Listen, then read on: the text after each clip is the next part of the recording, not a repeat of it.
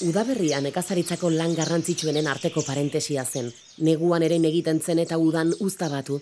Baina baserrian beti zeuden egitekoak, patata eta artoa ereitea, udako fruitu eta barazkientzako baratzeak prestatzea, mahastietako izurriteei aurre hartzea, belar txarrak kentzea. Maiatzean eta ekainean gainera, belar eta bazka metak moztu eta prestatu behar ziren neguan ganadua elikatzeko. 20. mendearen erdialdera arte eskuz egiten ziren lan guzti horiek.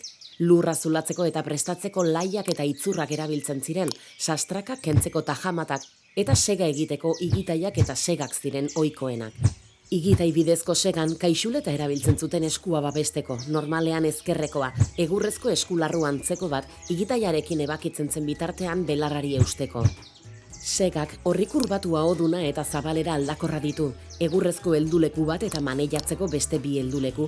Segalariak segaren mugimendua bere gorputzarekin lagundu behar du, eskuinetik ezkerrera arkuak marraztuz. Segalariek gerritik zintzilik zeramaten kolodra, egurrezko edo ezurrezko zorro bat, non zorrozteko harria urarekin zeramaten, egunean zehar sega zorrozteko.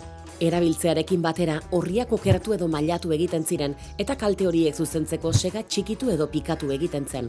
Ahoa ingude baten gainean jarri eta mailu batez orria kolpatzen zen berriro zuzendu arte. Sega erabiltzeak trebetasun handia eskatzen zuen eta haren araberakoa zen moztutako belar kantitatea. Sega maneiatzeko trebetasunaren garrantziak gaur egun leku askotan ikusten dugun herri kirolari bide eman zion, segalariak.